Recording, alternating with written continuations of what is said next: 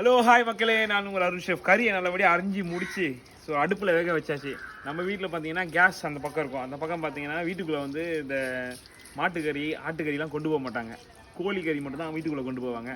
மற்றபடி ஆட்டுக்கறி மாட்டுக்கறிலாம் பார்த்தீங்கன்னா வெளியில் தான் பண்ணுவோம். இது எங்கள் வீட்டுக்குள்ளே அடுப்பு பற்ற வச்சாச்சு. நம்ம குக்கரில் போட்டால் மிஞ்சி போனால் ஒரு அரை மணி நேரத்தில் வேகும் இல்லையா, நம்ம அடுப்பில் போட்டு மூடிடுவாங்க. அது மினிமம் ஒரு மணி நேரம் வேகும். ஆனால் அடுப்பில் வேகும் போது ருசி நல்லாயிருக்கும். எங்கள் வீட்டில் தொடர்ந்து ஒரு வாரத்துக்கு விருந்து போட்டு கும்பிட வேண்டியதுதான். ஸோ இந்த பக்கம் கறி வந்துட்டுருக்கு.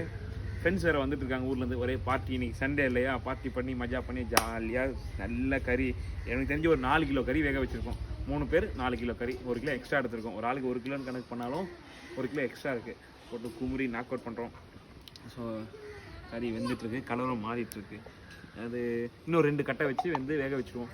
முடிச்சு நாக் அவுட் பண்ணும்போது உங்களுக்கு வீடியோவில் காட்டுறேன், ஓகேவா? எங்கள் வீடு இதுதான். நாங்கள் முன்னாடி இருந்த வீடு இதுதான். ஸோ இந்த பக்கம் ஃபஸ்ட்டு இருந்த வீடு, இப்போ இருக்க வீடு அது. இங்கே பாருங்கள், அந்த பக்கம் இருக்க வீடு. இப்போது நாங்கள் இப்போ இங்கே வந்து கட்டணும். இங்கே வந்துட்டு இங்கே பாருங்கள், கொடுங்க. இதில் கொஞ்சம் பரவாயில்ல. கொஞ்சம் மஞ்சத்தூள் கறிக்கு போட்டுக்கிட்டு கொஞ்சம் கொடுங்க. எங்கள் அம்மா கூட உதவி பண்ணுறாங்க. இன்னும் கொஞ்சம் கருவேப்பிலை கொடுங்களேன். இந்த கறியில் மஞ்சத்தூள் கருவேப்பிலை போடும்போது நல்ல வாசனை. ஐயா அப்படி இருக்கும். போட்டு குமுற போகிறோம். இன்றைக்கி சண்டே. ஒரு பக்கம் கறி குழம்பு, ஒரு பக்கம் கறி வறுவல், இந்த பக்கம் சோத்தை வச்சு பிரட்டி குமுற போகிறோம். என் ஊர்லேருந்து வந்தேன்னு சொல்லிட்டு என் தங்கச்சி என் தம்பி எல்லாமே அவங்களும் ஊர்லேருந்து வந்திருக்காங்க.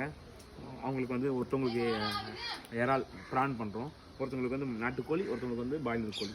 ஸோ தனித்தனியாக பண்ணுறோம். இன்றைக்கி எங்கள் அம்மாவுக்கு சரியான வேலை இருந்தாலும் நாங்கள் குமுற போகிறோம்.